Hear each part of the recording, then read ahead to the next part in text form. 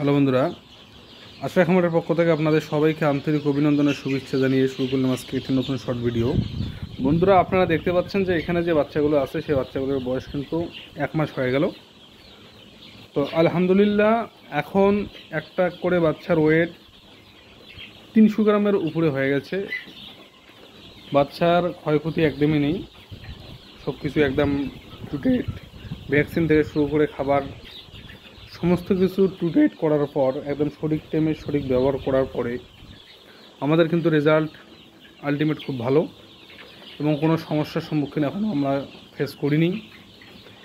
এক সময় 3টে বাচ্চা একটু সমস্যা ছিল, সেটা সমাধান করে রাখছি, হয়ে গেছে সমস্যার সমাধান।